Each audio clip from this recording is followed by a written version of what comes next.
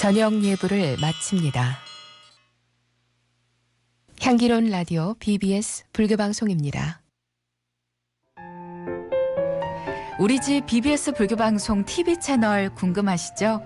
BBS TV는 스카이라이프 180번, 지니TV 232번, BTV 296번, 유플러스 TV 276번이며 각 지역 케이블 방송에서도 시청 가능합니다. 우리 집 BBS TV 채널 번호는 BBS 불교방송 홈페이지와 이용하는 케이블 방송사에서 확인할 수 있습니다. BBS 불교방송은 좋은 프로그램으로 당신이 진정한 행복을 느낄 수 있도록 항상 응원하겠습니다.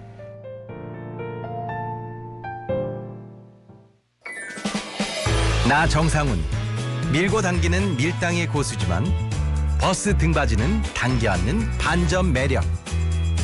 운동하며 흘린 땀을 사랑하지만 헬스기구에 묻은 땀은 꼭 닦아주는 반전 매력. 연기할 땐 거침없이 선을 넘지만 주차할 땐 절대 선을 넘지 않는 반전 매력. 이런 게 바로 지킬 건 꼭 지키는 반전 매너. 나부터 더 매너 있게, 서로에게 더 매력 있게. 공공장소 매너 함께 지켜주실 거죠? 공익광고협의회.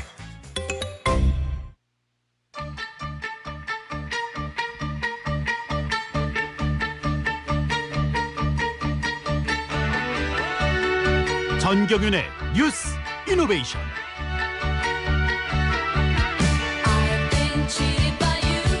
네, 여러분 안녕하십니까? 6월 7일 금요일 정경윤의 뉴스 이노베이션입니다. 오늘이 징검다리 연휴의 사실상 둘째 날이죠. 이제 내일부터 다시 주말입니다. 편안한 마음으로 이 시간 함께 해주시면 고맙겠습니다. 오늘도 주요 뉴스 챙겨드리고 그 다음에 각 분야별 뉴스 취재 기자들과 함께 자세히 풀어드리겠습니다. 기자들과의 양방향 토크 뉴스 이노베이션 출발합니다.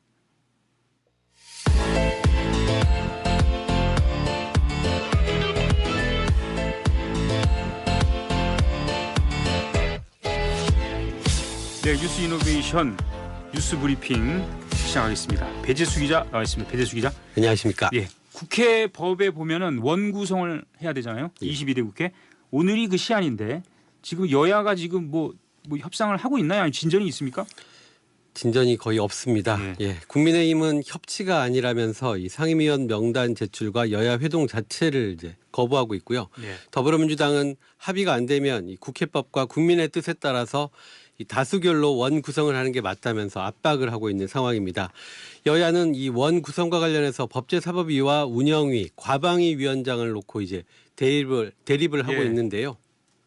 오늘 오전에는 우원식 국회의장이 여야 원내대표를 불러서 협상을 시도했지만 국민의힘 측의 거부로 만남 자체가 불발됐습니다. 다만 다음 주 월요일인 10일까지는 협상의 끈을 놓지 않을 것으로 보이는데요. 국민의힘은 이날 10일 날 의총을 열어서 대응 방안을 논의하고요. 더불어민주당은 본회의를 열어서 원 구성안을 단독 의결한다는 계획입니다. 네, 그러면 월요일 날 진짜 모든 상임위원회를 이제 야당이 다 정할 수도 있고 그 전에 어떻게 될지 모른다 뭐 이런 얘기군요. 예. 자, 그리고 쌍방울 그룹으로부터 뇌물을 받아서 대북 송금을 했다. 이런 혐의를 받아온 이화영 경기도 전 평화부지사. 법원의 1심 결과 나왔죠? 네, 오늘 나왔습니다. 쌍방울 그룹의 이 800만 달러 대북 송금 사건에 공모하고 이 억대의 뇌물과 정치 자금을 받은 혐의로 구속 기소됐던 이화영 전 경기도 평화부지사가 1심에서 징역 9년 6개월을 선고받았습니다. 예. 기소된 게 재작년 10월이었으니까요. 약 1년 8개월 만에 나온 판결인데요. 이 수원지법 형사 11부는 오늘 오후 외국한 거래법 위반과 특정범죄 가중처벌 등에 관한 법률상 뇌물 등의 혐의로 기소된 이 전 부지사에게 이 같은 징역형과 벌금 2억 5천만 원을 선고했습니다. 예. 다만 재판부는 이 전 부지사가 이 대북 송금 과정과 경위를 당시 경기도지사였던 이재명 더불어민주당 대표에게 보고했는지 여부는 이번 재판의 쟁점이 아니라면서 판단하지 않았습니다. 네. 이제 관심은 이재명 대표에 대한 수사나 기소. 네, 이 부분이었는데 이 부분은 판단하지 않았습니다. 판단은 안 했습니다. 앞으로 어떻게 될지 또 이제 봐야죠. 예. 유네스코 자문기구가 있는데요. 일본 사도광산 일제시대 우리 조상님들이 거기서 이제 일했잖아요. 맞습니다. 강제노동. 이제 세계 유산 등재 관련해서 보류를 권고했습니까? 네, 이 보류 권고라는 게 추가 자료 제출을 요구하는 건데요. 이게 자료가 보완이 되면 다음에 열리는 회의에서 세계유산으로 등재될 수 있다는 의미입니다. 이 때문에 이제 일본 측은 벌써부터 등재 분위기인데요. 네. 하지만 사도광산은 말씀하셨다시피 일본 니가타현 광산으로 일제 강점기 때 수천 명의 우리 선조들이 강제로 끌려가서 노역했던 곳 아니겠습니까? 예. 따라서 이런 역사를 빼고는 이야기될 수 없는 곳인데 이 유네스코 측도 이런 강제 노역의 역사를 넣으라고 보류 권고한 겁니다. 근데 일본은 된 것처럼 얘기한다고요? 그렇죠. 예. 우리 외교부의 입장은 정확히 어떤 겁니까? 외교부는 이제 과거 역사가 제대로 반영되지 않으면 사도광산의 등재는 반대하겠다는 입장입니다. 다만 등재 표결로 갈 경우에 한일 간 외교적 부담이 크기 때문에 대화로 해결한다는 방침인데요. 예. 사실 뭐 일본이 이렇게 환영 분위기를 보이는 거는 지난 2015년도에 이 군함도를 문화유산으로 등재하면서 이 강제동원 역사를 표기해 놓겠다고 했는데 제대로 이행하지 않았는데 예. 등재가 됐었거든요. 그래서 이번 전례가 있어서 이 앞으로 외교적 마찰도 예상되고 있습니다.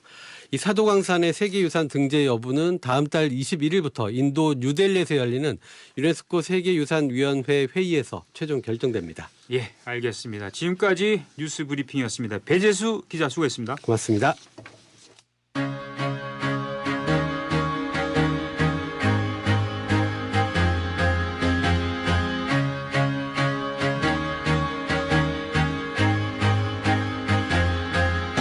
네, 뉴스 이노베이션. 오늘은 경제 소식부터 알아보도록 하겠습니다. 경제 포커스 권예진 기자 나와 있습니다. 안녕하십니까? 안녕하십니까. 오늘은 어떤 내용입니까? 지난주에 UAE 대통령이 방한을 했고 이번 주에는 아프리카 정상회의가 열리고 또 지난 월요일에는 갑자기 포항 영일만 앞바다에 석유와 가스가 매장돼 있다는 발표가 나오지 않았습니까? 네. 2주 사이에 각본처럼 굵직한 현안들이 이어졌는데요. 오늘은 이슈로 부상하고 있는 포항 앞바다 석유가스 매장 관련 내용을 살펴보겠습니다. 예, 이건 굉장히 지금 뜨거운 이슈가 됐어요. 네. 윤석열 대통령이 국정 브리핑을 처음으로 지난 3일에 했는데 직접 나와서 포항 앞바다에 석유와 가스 매장 가능성이 높다. 이제 그렇게 이게 발표를 했는데 좀 먼저 내용을 한번 정리해 볼까요? 네네. 네. 뭐 출입기자단은 물론이고 주무부처인 산업부도 당혹스럽게 했던 사안인데요. 네. 요약하자면 포항 영일만 앞바다 동해에 최대 29년치 천연가스 4년치 석유가 매장돼 있다는 겁니다. 최대 140억 배럴에 달하는 석유와 가스가 매장됐을 가능성이 높고 경제적인 수치로는 1조 4천억 달러, 한화로는 1,930조 원에 달한다는 것이 정부의 설명입니다. 예. 산업부와 석유공사는 12년 전부터 조사하고 연구해온 자료를 정밀 분석한 결과고 최초로 공개되는 사안이다. 또 이미 글로벌 심해 탐사 전문 기업으로부터 상당히 높은 수준의 확인을 받았다라고 밝혔는데요. 이 내용을 지난 월요일에 깜짝 발표한 월요일에 거죠. 깜짝 발표를 한 네. 말씀이죠. 네. 이 동해의 석유가스 분석을 담당한 전문가가 이제 방한을 했잖아요. 네. 와서 오늘 그 아브레우 고문이라는 분인데 네. 기자회견을 열었는데 오늘 어떤 자료 같은 거 제시됐습니까? 네. 이 가능성을 분석한 탐사 전문 기업은 미국에 있는 액트지오사인데요. 말씀하셨듯이 이 액트지오사의 아브레우 고문이 정부의 공식 발표가 있은 뒤에 이틀 뒤인 지난주 수요일에 급하게 한국을 찾았습니다. 그리고 오늘 석유공사 합동으로 기자회견을 했는데 보통은 이런 기자회견은 서울에서 하는데요. 네. 아주 이례적으로 세종 청사까지 내려와서 그것도 기자회견을 이례적입니까? 했습니다. 네. 예. 그 아브레우 고문은 오늘 기자회견에서 분석한 모든 유정이 동해 심해 석유와 가스 존재를 암시하는 제반 요건을 갖췄다. 이 프로젝트의 유망성은 상당히 높다라고 밝혔고 또 자료도 근거 자료도 제시를 했습니다. 참고로 말씀드리면 이 프로젝트의 명은 대왕고래입니다. 네. 정부와 석유공사가 보안을 위해서 붙인 명칭입니다.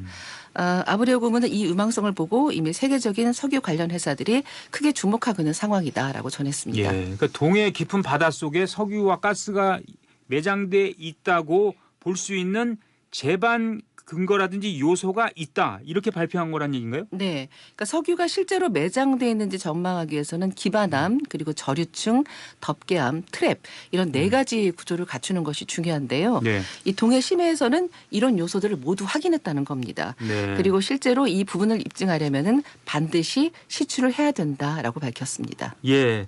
그리고 이제 이런 논란이 있었잖아요. 액트지오 회사가 과연 어떤 회사냐. 근데 세계적인 기업이다라고 합니다만 뭐 가정집이었다 뭐 이런 얘기가 계속 나왔는데 네네. 오늘 거기에 대해서 설명했죠. 네네. 예. 직접 설명을 했는데요. 예. 말씀하셨듯이 단독주택으로 알려지면서 일행 기업이 음. 아니냐 이런 논란이 일었습니다. 그 아브레오 고문은 본사 주소는 자택에 맞다. 네. 액트지오는 2016년에 설립이 됐고 심해 시스템에 중점을 두는 니치 틈새 시장 회사다라고 밝혔습니다. 네. 또 브라질 등 다수의 주요 프로젝트를 이미 수행을 했고 영국에도 지사가 있으며 또 직원들은 엑소모빌 등 글로벌 메이저 석유 개발 기업 출신들로 전 세계에 흩어져서 일을 하고 있다라고 설명을 했습니다. 그러니까 그렇죠. 그 해명을 한 거고요. 네.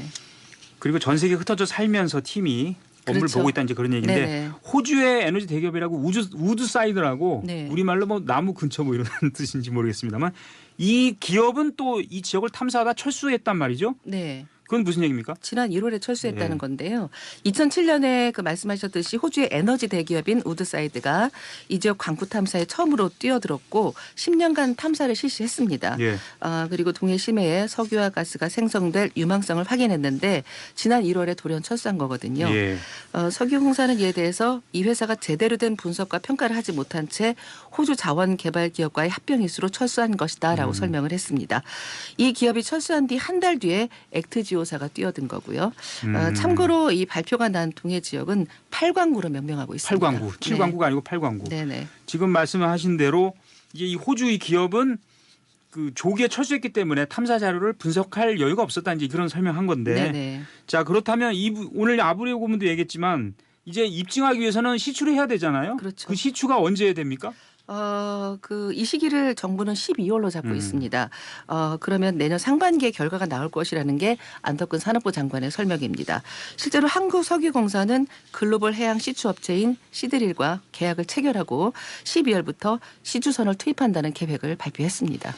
그러니까 정부 설명이 이거예요. 실제 매장량이 확인이 되면 있구나라고 네. 확인되면 시추한다 그런 뜻입니까 지금 얘기가? 일단은 시추를 거쳐서 실제 매장량을 확인을 해야 되는 거죠. 그런 다음에 이제 본격적인 그 작업에 들어가야 된다는 그런 얘기입니다. 제가 기억나기로는 이제 시추에서 확인한다는 게 굉장히 과정이 많아요. 그리고 네네.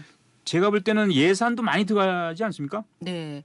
이번에 추정되는 140억 배럴 규모의 석유 가스 가운데 75%는 가스, 25%가 석유로 추정되는데요. 탐사 비용만 수조 원이 소요될 것으로 예상이 되고 있습니다.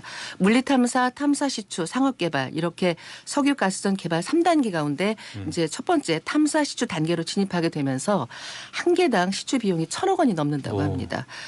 정확한 확인을 위해서는 최소한 5개에서 6개의 시추공을 뚫어야 되는데 이럴 경우에는 수천억 원의 국비 투입이 불가피하죠.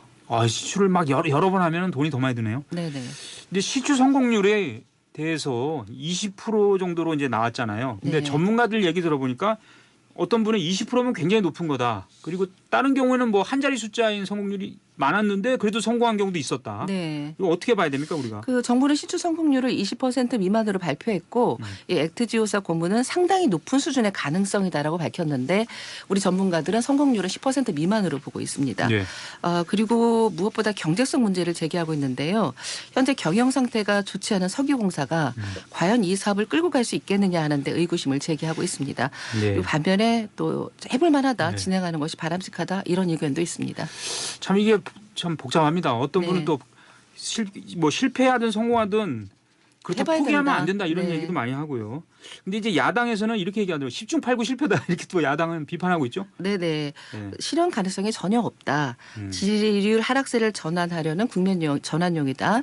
또 이번 발표에 역술인 천공이 관여했을 가능성이 있다는 음모론까지 제기하면서 비판 수위를 높이고 있습니다. 예, 저는 뭐 나이가 있어서 제 7광구를 알아요. 예전에 네. 70년대 그 혜은이 씨가 노래도 불렀어요. 제 7광구라고. 그렇죠. 네. 근데 그 7광구랑 비교할 수 있나요? 혹시 지금 상황을? 사실 뭐 우리나라 진짜 석유보고는 7광구에 있다고 볼 수 있습니다. 7광구는 제주도 남쪽, 일본 규슈 서쪽에 위치한 82,000제곱킬로미터의 해저 대륙붕인데요. 정확하게 확인되지는 않았지만 예. 석유는 미국의 4.5배, 천연가스는 사우디의 10배가량이 매장되어 있을 것이라는 추정치가 있습니다. 동해 앞바다하고는 매장량이 비교할 바가 아니죠. 비교할 바가 아닙니까? 네네. 자, 그렇다면 이제 끝으로 말이죠. 우리가 이제 만약에 이게 성공되면은 95번째 산유국이 되는 거죠? 네네 그렇게 봐야 그렇습니다. 네, 뭐 산유국을 향한 우리나라 도전의 역사는 1959년 전남 해남부터 시작이 됐는데요. 65년째 도전을 하고 있는 겁니다. 갈수록 이제 에너지 안보의 중요성이 커지고 있는데 이 산유국의 의미는 에너지 자립을 통해 국가 경쟁력을 강화한다는 의미로 봐야 되겠죠. 그렇습니다. 자원개발 사업은 지푸라기라도 잡는 사업이다 이런 얘기도 있는데 좀 더 지켜봐야 할 것 같습니다. 네, 경제포커스 권예진 기자였습니다.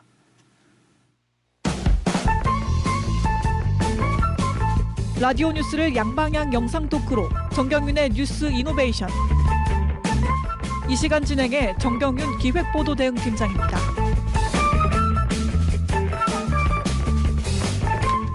네, 뉴스 이노베이션. 자, 견지동 45번지 견지동 45 예, 시간입니다. 영어로 45.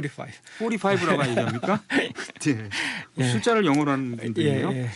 자, 선명상에 대해서는 이제 뭐 예. 우리 종단 출입 기자들은 늘 입에 달고 사는데요. 예, 그렇죠. 제37대 조계종 집행부의 핵심 정책 사업인데 총무장 스님이 강조하는 선명상에 대해서 많은 분들이 일반적으로 약간 좀 혼동하는 분도 있거든요. 쉽게 설명 좀 해주세요 이번 기회에.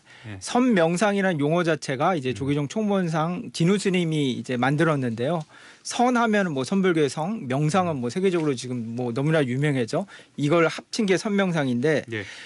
이미 뭐 연등의 연등법회, 또 부처님 오신 날 조계사 봉축법요식, 뭐 지금 뭐 유튜브나 뭐 SNS 등에도 이 선명상 프로그램이 일부 공개됐습니다. 예. 이게 직접 들어보면은 좀 더 이해가 쉬울 것 같아서요. 인서트 준비했습니다. 예. 한번 들어보시죠. 예. 선명상은 지금 여기에서 몸과 마음을 고요하고 편안하게 합니다. 세상의 모든 것은 서로 얽혀 인연되어진 것입니다. 이것이 생기면 저것이 생기고 이것이 없어지면 저것도 함께 사라집니다. 기쁨이 생기면 슬픔이 생기고 즐거움이 생기면 괴로움이 생깁니다. 아침이 오는 순간 저녁은 예정되어 있고 밤이 깊을수록 새벽이 가까워지니 걱정과 근심은 모두 이곳에 내려놓습니다. 예. 네. 예. 예, 지금 잘 들어봤는데요. 예. 그러니까 있는 그대로를 그대로 받아들여라. 그리고 예, 그렇죠. 그렇죠. 이 조계종의 선명상에 대해서 예. 많은 분들이 좀 혼동하는 게 가나선하고 어떻게 예. 다릅니까? 이런 얘기들 많이 물어보지 않습니까? 예. 제가 명상하고도 어떻게 예, 다른지. 그렇죠. 제가 봤을 때는 부처님의 가르침을 좀 직접적으로 많이 담고 있다고 할 수 있고요. 여기 진우 스님이 내레이션을 한 행보로 하는 선명상에도 어떻게 보면 정의가 나와 있어요. 지금 여기에서 몸과 마음을 고요하고 편안하게 합니다라는 구절이 있는데요. 네. 뭐 불교의 핵심 가르침 중에 하나가 뭐 재행무상 뭐 일체 계고인데요. 재행무상 이제 모든 것은 변한다. 뭐 일체 계고 뭐 모든 것이 괴롭다. 왜 괴로우냐? 그러니까 무상이고 무아를 알지 못하면 집착하기 때문이다. 그러니까 즉 무상하기에 모든 것은 별하고 그러기에 지금 이 순간이 더 중요하다. 예. 어떻게 보면 부처님 가르침의 핵심을 담고 있고요. 여기에 또 뭐 세상의 모든 것은 서로 얽혀 인연되어진 겁니다. 이것이 생기면 저것이 생기고 이것이 없어지면 저것도 함께 사라집니다. 뭐 부처님 가르침 중에 연기법을 나타내죠. 이제 그래서 불교에서는 뭐 차생 고피생, 차멸 고피멸이라고도 합니다. 즉 선명상은 그 자체가 이제 부처님 가르침이고 이를 일상에서 실천하는 게 어떻게 보면 선명상이다라고도 할 수 있고 이런 측면에서 진우 스님은 뭐 육바라밀을 뭐 여러 차례 법문에서 강조를 했습니다. 예. 진우 스님이 어제는 또 염불이 곧 선이다 이렇게 또 말씀하셨고. 예, 그러니까 그게 이제 예. 일반 사람들이 좀 헷갈려하는 거. 그럼 도대체 선명상은 무엇인가라고 하는데 예. 진우 스님은 부처님의 가르침을 일상에서 뭐 실천하는 게 다 선명상이다. 그렇습니다. 라고 하고 있습니다. 예. 자, 이 우리 마음은 늘 안에 있지 않고 바깥으로 향해 있다 보니까 늘 괴롭습니다. 지금도 예. 지금 방송 진행하면서 시간을 맞춰야 되나 이러면서 예. 서로 괴로워하고 그렇죠. 있고. 예. 내가 질문을 꼭 해야 되나 이런 생각도 드는데 말이죠.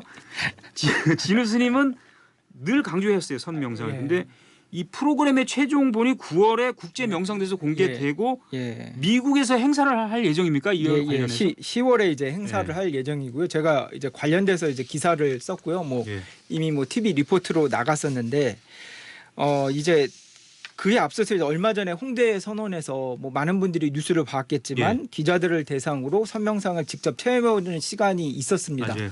예, 이론적인 측면은 중앙승가대교에서 금강스님이 했고요. 실참은 아시잖아요. 준한 스님, 홍대 선원장. 아주 엘리트 스님으로 했습니다. 알려진. 예. 근데 저는 이 두 스님을 보면서 진우 스님이 이제 선명상 프로그램을 만들면서 초창기부터 이제 K 선명상, 그렇죠. 선명상을 세계에 전하겠다는 뜻이 아무래도 담겨 있다고 생각이 듭니다. 준한 스님 뭐 다 아시다시피 미국에서 대학을 나왔고, 그렇죠. 예, 숭산 스님의 손상자, 그리고 또 은사 스님이 뭐 너무나 유명하죠. 하버드 대학을 나온. 형각 스님이 이제 은사 스님입니다. 예. 금강 스님은 예. 뭐 사회적으로도 굉장히 뭐 유명한 스님이신데 뭐 일반적으로 많이 알려지지 않은 것 중에 하나가 예. 금강 스님이 이제 미국에 있는 뭐 중요한 예. 선센터를 뭐 거의 뭐 다 가보셨고요. 그렇습니까? 예, 제가 2016년도에 네. 이제 전국 선언 수자회에서 이제 지금 문경에 있는 세계 명상 마을을 짓기 전에 뭐 그때 뭐 해국 스님이나 뭐 월암 스님, 뭐 각산 스님, 뭐 쟁쟁한 수자 스님들이 미국을 방문했을 때 동행 취재했는데요. 예. 이때 이제 미국 선센터에 어떻게 보면 조언을 해준 분이 금강 스님이고 가는 곳마다 금강 스님이 뭐 이미 다녀갔다 이런 얘기를 참 많이 들었습니다. 아 그렇습니까? 그때 취재한 거 제가 기억하는데 예. 그때 가방 들고 계속 다녔겠군요. 예, 힘들었습니다. 힘들었겠죠? 예, 힘들었습니다. 금강 스님은 이제 아침마다 샤워하듯이 내 마음도 샤워를 해야 된다 이런 얘기 하셨어요. 예, 거기에 그렇죠. 핵심이 있는 것 같고. 예. 근데 이제 젠 센터라 부르긴 저도 별로 원치는 않아요. 선 센터라 부르고 싶은데 젠 센터로 또 부르긴 하니까. 예. 그 다 가봤을 텐데 예. 좀 큰 곳은 좀 인상 깊었던 센터가 있습니까? 예, 가장 인상 깊었던 곳이 이제 샌프란시스코 젠 센터인데요. 뭐 여러 센터들을 가봤지만 되게 뭐 이렇게 자연 경관이 좋은 데 있는데 이 샌프란시스코 젠 센터는 도심 한가운데 있습니다. 굉장히 이제 역사도 오래됐고요. 이곳을 만든 스님이 일본 조동종의 스즈키 술류 스님이라고 예. 합니다. 선심초심이라고 굉장히 유명한 책을 지었고요. 스티븐 잡스도 이 스님의 책을 보고 감명을 받았고요. 그래서 출가를 잠깐. 예. 예, 하고 예. 그 스티븐 잡스가 조금 성공을 하고 이제 막대한 불을 이뤘는데 조명 하나 커져 있는 이렇게 텅 빈 방을 공개했습니다. 이런 사진을 찍어서 예. 공개했는데 이것도 다 어떻게 보면 이런 영향 때문입니다. 특히 이 스님이 제일 중요했던 게 1967년도에 예. 타사하라 센터, 젠 센터라는 걸 지었는데 이게 그러니까 아시아 밖에서 지어진, 그러니까 서구 사회에서 최초로 지어진 불교 선원입니다. 그렇습니까? 예. 플럼 빌리지 이런 거랑 다르죠? 아 제가 아는 게 그래서 프랑스. 예. 그러니까 제가 뭐 가끔 해외 취재를 많이 갔었는데 이쪽 계통에 있는 뭐 명상 요가하는 분들 인터뷰하면은 약간 거기에 대한 자부심이 있습니다. 아웃사이드 오브 에이시아. 그러니까 아시아 밖에서 세워진 최초의 불교 선원이 미국에 있다. 약간 이런 자부심이 있습니다. 예. 미국이 이제 2차 세계대전이 끝나고 난 네. 이후에 이제 세계 최강대국으로 부상을 했잖아요. 예. 근데 이제 물질 문명이 발달하다 보니까 1960년도부터 뭐 히피 문화가 예. 굉장히 유행을 했고 히피 문화의 주요 중심지 중에 하나가 바로 이제 샌프란시스코입니다. 이제 예. 그때 당시 이제 젠이라는 거, 그러니까 정신적 사조로서 젠이 미국에서 굉장히 유행을 했고요. 불교도 이때 좀 어떻게 붐이 굉장히 많이 일었었는데 이제 진짜 전통 좌선을 전한 거는 이게 스즈키 술류 스님이 이때 이제 타사하라 젠센터를 짓고 샌프란시스코 젠센터를 지으면서 이제 본격화됐다고 해도 과언이 아닙니다. 과언이 아닙니다. 예.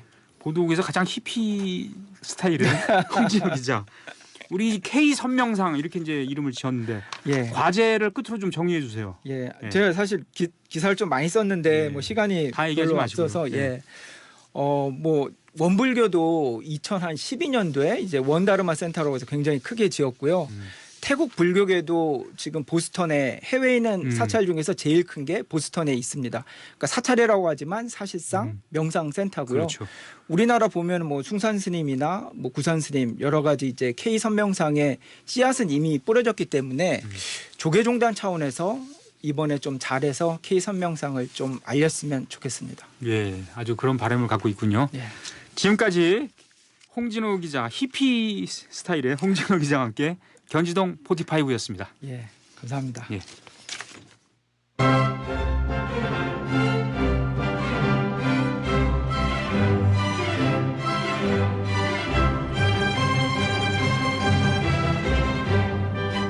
네, 뉴스 이노베이션 마지막 순서입니다. 이번 주 뉴스 이노베이션 마지막 순서입니다. 네. 수도권 순락원 박관우 선임 기자 나와 있습니다. 안녕하십니까? 네, 안녕하십니까. 예. 오늘 이슈 어떤 겁니까? 오늘은 그 조계사 서쪽에 있는 국내 유일의 재보험사 코리안리 재보험사 본사 사옥 재개발 문제 가지고 나왔습니다. 코리안리는 아주 선망하는 회사예요. 보험사 위에 보험사인데 그렇습니다. 저희가 2년 전에 단독 보도한 내용이 있어요. 네. 이게 다른 언론, 교계 언론도 같이 공동 보도했는 기억이 났는데 그게 뭐냐면 사옥 재개발 문제잖아요. 그렇습니다. 현재 재개발이 진행되고 있습니까?